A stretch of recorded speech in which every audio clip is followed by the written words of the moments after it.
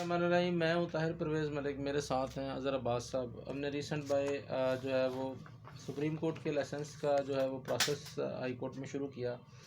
उसका जो पहला स्टेप है वो लाहौर हाई कोर्ट की बिल्डिंग में हम एप्लीकेशन देते हैं ग्रांट ऑफ फिटनेस सर्टिफिकेट के लिए।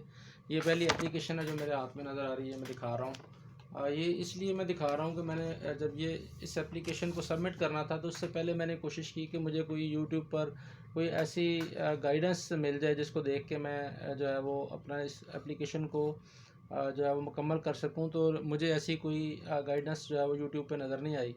तो फिर मैंने इसलिए जब मैंने अपना ये पहला फ़ेज़ जो है वो कंप्लीट किया तो मैंने कोशिश की कि मेरी याददाश्त के लिए और जो जैसे मेरे से आगे जो दोस्त आ रहे हैं वकला, आप जो दोस्त हैं, तो उन सब की रहनुमाई के लिए मैं अपनी याददाश्त जो है इस वीडियो की शक्ल में महफूज कर रहा हूँ। तो जो मैं इसमें जो एप्लीकेशन है वो उसके अंदर ये हमें वहाँ से मिलती है। आप लेके आए थे एप्लीकेशन जी, जी। फॉर्म जी, कहाँ से लिया था आपने फॉर्म जो ये उधर एप्लीकेशन? से हाई कोर्ट बार पहले मैं रूम से थोड़ा सा मिला। ये एक्सप्लेन कर दूं कि 7 साल आपको हाई कोर्ट की प्रैक्टिस जब आपकी कंप्लीट हो जाती है तो आप इसके लिए एलिजिबल हो जाते हैं। और इसका पहला फ़ेज़ तो ये है कि आप इसके साथ सर्टेन डॉक्यूमेंट्स जो एप्लीकेशन फॉर्म के अंदर जो रिक्वायरमेंट लिखी हुई है वो पूरी करते हैं आप। और उसके बाद फिर आप सिर्फ फ़िटनेस के लिए अप्लाई करते हैं। फ़िटनेस के लिए इंटरव्यू होते हैं लाहौर हाई कोर्ट में। जो लोग फ़िट डिक्लेयर हो जाते हैं फिर उसके बाद दोबारा वो फिर अपना जो है वो आगे पाकिस्तान बार कौंसिल में अप्लाई करते हैं। और इसमें सुप्रीम कोर्ट के लाइसेंस के लिए सुप्रीम कोर्ट के जजेस जो हैं वो उनके इंटरव्यू करते हैं। जैसे अभी पिछले दिनों काजी फायज ईसा साहब ने तमाम जो पेंडिंग केसेस थे वो निपटा दिए और वो फिर इंटरव्यू करने के बाद वो जो है आपको लाइसेंस देते हैं या नहीं देते हैं या डेफर कर देते हैं कि नेक्स्ट आप जुडिशल ईयर में आ जाए। तो मैंने जो हार्डशिप्स इसमें फ़ेस की वो मैं सबसे पहले वो शेयर करूँगा कि इससे पहले मैंने यही जो फ़ाइल थी अपनी ये जब जमा कराई है 7/8/2014 को मैं ये जमा कराई थी। मैंने ये फॉर्म भी क्लैरिटी के लिए मैं दिखा रहा हूँ कि इसके अंदर मैंने साथ लगाया था। तो मैंने पहले भी इसको अप्लाई किया। अब ये साल तक इसकी बारी नहीं आती। जब मैंने ये फॉर्म जिस वक्त जमा कराया 7/8/2014 को, उस वक्त की रिक्वायरमेंट जो थी वो मैंने पूरी की। उस वक्त ये रिक्वायरमेंट नहीं थी कि आप अपने जो है वो रिटर्न साथ लगाएंगे 3 ईयर के। अब मैंने जमा करा के मैं वेट करने लग गया। अब 1.5 से 2 साल बाद या 3 साल बाद 2018 में आके मुझे पता लगा कि मेरी एप्लीकेशन तो साइट पर पड़ी हुई है, इसमें कोई ऐसे रूल्स आ गए हैं कि अब इसके साथ उनको रिटर्न्स भी चाहिए। तो मुझे किसी ने बताया ही नहीं। तो आपको मैं आज ही बताना चाह रहा हूँ कि अगर आप सुप्रीम कोर्ट का लाइसेंस लेना चाहते हैं तो खाली 7 साल की प्रैक्टिस नहीं चाहिए, दीगर रिक्वायरमेंट के साथ साथ आपका जो NTN है वो बना हुआ हो और उसके साथ साथ 3 ईयर की जो रिटर्न हैं वो आपने साथ लगानी है। तो ये बड़ा प्रॉब्लम है कि लोग केयर नहीं करते और जिस वक्त ज़रूरत पड़ती है तो वो उनके पास वो रिटर्न्स नहीं होती। तो मेरा भी प्रॉब्लम था कि मैं रिटर्न जमा करा रहा था लेकिन महफूज नहीं कर रहा था। फिर बड़ी मुश्किल से मैंने चीज़ें इकट्ठी की। फिर दोबारा उसमें रूल्स में चेंजिंग आ गई। यानी पहले ये था कि आपने सिर्फ आईटी जो है वो डिपार्टमेंट की लिस्ट साथ लगा देनी है। उसके अंदर आप आखिरी दिन हाज़िर हैं या नहीं है ये मैटर नहीं करता। तो अब उन्होंने जो लेटेस्ट इसमें अमेंडमेंट की, उन्होंने कहा जी नहीं, आप केसेस 15 होंगे लेकिन आप उसकी टेस्टेड कापियाँ जैसे ये मैंने लगाई हैं वो टेस्टेड कापी साथ लगाएंगे उस सारे की, और वो आखिरी दिन भी आप ही की हाज़िरी हो और उसके अंदर रेट रिवीजन और अपील शामिल होगी और मिसलेनियस वर्क इसमें शामिल नहीं होगा। अब मैं ये भी केयर नहीं कर रहा था, मतलब बाज़ दफ़ा ऐसे होता था कि हम एक टीम की शक्ल में काम करते हैं, वकालतनामा मेरा है, आखिरी दिन जब डिसाइड हुआ तो कोई और एसोसिएट खड़ा था, उसने अपना नाम लिखा दिया। तो मुझे ये 15 जजमेंट्स भी, हालांकि मेरी 22 साल प्रैक्टिस है तो उस स्टैंडर्ड की 15 जजमेंट्स ढूंढने में भी दुश्वारी आ रही थी कि मैं डाटा मेंटेन नहीं कर रहा था। अब दरमियानी वक्फे में मैं असिस्टेंट एडवोकेट जनरल रहा तो ये भी मेरे लिए, मैं समझ रहा था कि अब तो मैं रोज़ाना 100 केसेस में डेली हाईकोर्ट पेश हो रहा हूँ, मेरी तो हाज़िरी लग रही है। लेकिन अनफॉर्चुनेटली आज के दिन तक की बात यह है कि अगर आप कंप्यूटर सेक्शन में जाते हैं तो बतौर AAG आपके केसेस को वो नहीं निकाल पाता। कंप्यूटर में ऐसी कोई नहीं है, सॉफ्टवेयर ऐसा नहीं है कि जो असिस्टेंट एडवोकेट जनरल हैं उनकी हाज़िरियाँ लगी हुई केसेस को वो कंप्यूटर खुद डिटेक्ट करे। जबकि ये लिस्ट जो साथ लगनी है वो कंप्यूटर सेक्शन की लगनी है। तो उसके लिए फिर मुझे मैनुअल एफर्ट्स करनी पड़ी कि लिस्ट तो पहले ही मेरी ज़्यादा थी लेकिन मैंने वो फिर जो खुद कुछ केसेस जो थे बतौर असिस्टेंट एडवोकेट जनरल किए तो वो मैंने साथ लगा दिए। मैं इस मुद्दे की तरफ आता हूँ। इसमें जो चीज़ें, जो डाटा वो हमसे मांगते हैं, वो आपका नाम है, वो कोई इशू नहीं है, हर बंदे का ठीक होता है। आपकी लोअर कोर्ट की लाइसेंस की डेट वो मांगता है, वो फिर आपको हाई कोर्ट की डेट मांगता है और क्वालिफ़िकेशन वो आपसे मांगते हैं और आपकी प्रोविंशियल बार काउंसिल का नाम मांगते हैं। अच्छा, जो इसमें अहम चीज़ है कि इसमें अगर आप पहले किसी सर्विस में रहें तो देखिए अक्सर हमारे पास लोग आते हैं वो ये कहते हैं कि जी मैंने फ़लाँ सर्विस की है तो जनाब मैं क्यों ना लाइसेंस पहले लेके रख लूँ। और कई दफ़ा ऐसे रिसेंट बाय मुझे बहुत सारे लोगों ने बताया कि वो ड्यूरिंग सर्विस ही ज़रा जल्दबाजी का मुजाहरा करते हैं, पहले अपनी इंटीमेशन करवा लेते हैं और उनकी डेट ऑफ रिटायरमेंट बाद में होती है। तो अब वो सिंगल पेज पे इस चीज़ को ले हैं कि आप ये बताएं, यहाँ पे सवाल आधा हिस्सा सिर्फ बेसिक इन्फॉर्मेशन है और आधी ये बताइए कि आपने अगर कहीं पहले सर्व किया तो उसकी डेट दें और बताएं कि कब से कब तक सर्व किया। और वाज़ह तौर पे वो पूछ रहे हैं कि आपके खिलाफ़ कोई डिसिप्लिनरी एक्शन तो नहीं हुआ, कोई वार्निंग तो नहीं हुई, कोई डिमोशन तो नहीं हुई, कोई सस्पेंशन तो नहीं हुई, कोई डिसमिसल तो नहीं थी। एवरी एक्शन जो था वो आपने यहाँ लिखना है। अब बाई चांस मैंने सर्विस की हुई थी 21/3/94 से लेके 28/6/2002 तक, और लेकिन ये सारे मामला मेरे साथ नहीं थे। मैं गुड नेम के साथ अपनी जो है सर्विस जो है वो उसे डिस्चार्ज होके आया था। तो वो ऑप्शन इसमें नहीं है। अगर यानी ये उन दोस्तों के लिए भी ये पैगाम है कि जो यहीं सर्विस में है वो कहते हैं कि चलें कोर्ट मार्शल करवा लेते हैं, या कहीं यूँ करते हैं कि जी चलें डिसमिस होके आ जाते हैं। तो यहाँ पे वाज़ह तौर पे वहाँ बड़ा बड़ा करके लिखना पड़ता है कि आपने ऐसा किया है या नहीं किया। तो फौरी तौर पे वो डिस्क्रेडिट आपको होगा, इसका इंटरव्यू में आपको पुश बैक करेंगे। और फिर उसके बाद अगला जो चीज़ है, ये सबसे ज़्यादा ये यंगस्टर्स के लिए ये भी बड़ी इंपॉर्टेंट है कि detail of any criminal cases registered against the applicant. यानी रजिस्ट्रेशन की बात हो रही है, इसमें एक्विटल की बात नहीं हो रही कि आप एक्विट हो गए थे, बरी हो गए थे, डिस्चार्ज हो गए थे। अगर आपकी ज़िंदगी में कोई आपके से और उसके नीचे आपके साइन है during the tenure of his service and it's result, कि सर्विस के दौरान भी अगर कोई FIR हुई तो वो भी मेंशन करें आप। तो यानी जो लाइसेंसिंग आपने आज से 10 साल बाद जाके करानी है या 12 साल बाद जाके करानी है, तो वो ये कमालनामे की तरह आपके सामने आएगा। और आप अभी से इसकी केयर करेंगे, अपनी कोई ऐसी FIR ना कराएं कि कल कलां को आपको जब लाइसेंसिंग का इशू हो तो वो आप उसमें जो है वो प्रॉब्लम आ जाए। तो उन्होंने मांगा क्या क्या है, इस तरह के बंडल बना के, जिस तरह के ये मैं दिखा रहा हूँ, हमें टोटल 4 उनको देने के लिए बनाने हैं, एक ओरिजिनल और 3 जो है फ़ोटो कापीज़, और पाँचवा अपने लिए। तो ये 5 बंडल्स जो थे ये हमने तैयार किए। और किस तरह तैयार किए, ये अदर साहब मेरे साथ ने इस सारे प्रोसेस में कुछ काम इन्होंने किया, इसलिए ये साथ बैठे हुए हैं। तो पहली रिक्वायरमेंट यह है कि हमने इसकी टोटल 5 जिल्दें बनानी। और ये बनती कहाँ से अंदर साहब, ये बाहर बैठा हुआ कोई? नहीं सर, जिल्द बनवाने से पहले ना हमें एक दफ़ा जो 8 फ्लोर पे हाई कोर्ट का रिकॉर्ड रूम नई बिल्डिंग बनी है, वहाँ पे जाके हमें अपने पहले जो भी हमने सर्टिफिकेट लिया है पंजाब बार से, उसके बाद जो दूसरा सर्टिफिकेट लिया हमने हाई कोर्ट बार से, उसे काउंटर साइन करवाया हमने मुतलका सेशन जैसे जिस तरह आप लाहौर में हैं, और हमें लाहौर से हो गया, जिसकी जो पेरेंट बार होगी वहीं से डिस्ट्रिक्ट अपने एंड सेशन जज साहब से वो काउंटर साइन करवाएगा उस हाई कोर्ट से फिटनेस सर्टिफिकेट लेके। उसके बाद ये सर्टिफिकेट लेने के बाद रिटर्न साथ लेने के बाद लगाने के बाद, और जो आपके सबसे जो मतलब क्रूशल इसमें चीज़ होती है वो 15 केसेस होते हैं। हम लोग ये समझते हैं, कई लोग कहते हैं जी रिपोर्टेड हो, इसमें रिपोर्टेड होने की ज़रूरत नहीं है। जो मुझे मेरी इन्फॉर्मेशन थी वो कहते हैं एटलीस्ट 3 से 4 सफ़ों का आर्डर होना चाहिए, 2 सफ़ों से ऊपर होना चाहिए आर्डर, और कॉन्टेस्ट होना चाहिए, और आखिरी दिन आपकी अटेंडेंस होनी चाहिए।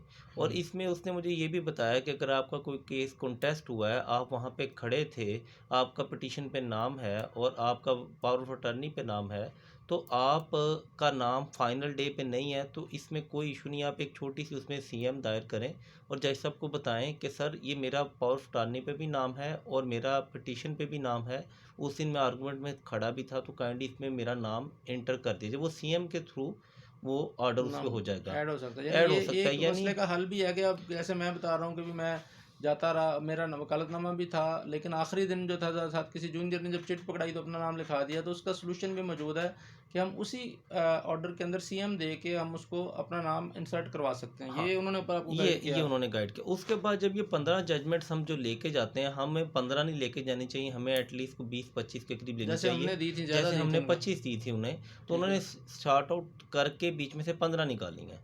अब इन 15 जजमेंट्स में ये पूरी क्राइटेरिया पे जब पूरी उतरें, वो ओके कर दें, देन आप वापस आके अपनी सारी फॉर्म फिल करके फिर आप फ़ोटो कापीज़ के लिए दें। आप रैंडमली ये कोशिश ना करें यहाँ से 15 जजमेंट पढ़ी, ये कंप्लीट है, ये 3 सफ़े की हैं, उन्होंने ये भी देखना कि कॉन्टेस्ट है कि नहीं है। बल्कि कई शायद दफ़ा आपने मुझे ये लिमनी बताया खारिज था कि होगी, लिमिनी खारिज वो भी एक्सेप्टेबल रिपोर्टेड भी है, रिपोर्टेड भी हो तो नहीं एक्सेप्टेबल नहीं। एक्सेप्टेबल अगर नहीं। आपकी कोई लिमिनी को पिटीशन खारिज है और वो चाहे रिपोर्टेड हमारी थी, एक नहीं लिमिनी खारिज थी और रिपोर्टेड थी, अजहर साहब भी बल्कि साथ थे जी, मेरे साथ, ये लेकिन वो 2014 खारिज हो गई, और वो एक्सेप्ट नहीं हुई। एक्सेप्ट नहीं हुई सुप्रीम कोर्ट के लिए। यानी ये हमें ये एक्चुअल उससे जाके जो है वो क्लर्क जो हमें असिस्ट करता है वकला को, ये उनके साथ इनकी मीटिंग हुई थी, तो इसलिए मैंने इनको साथ बिठाया। तो 4 तस्वीर उन्होंने यहाँ लिखी हुई जो चाहिए, पहले ये 2 होती थी, अब 4 कर दी उन्होंने। और ये duly tested by the president secretary of the bar association और member of the bar council.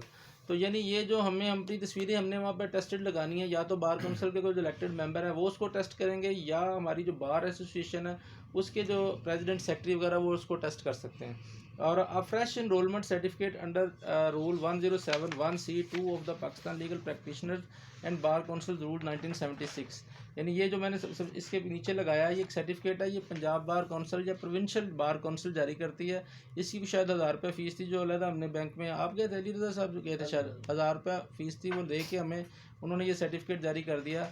अब शायद जो वो क्यों सहूलत जो दे रहे हैं उसके अंदर ये जो लोग उसमें दर्ज हो जाएंगे तो इस तरह के सर्टिफिकेट्स जो हैं वो ऑनलाइन पे करने के बाद वो घर में ही डाउनलोड हो सकेंगे।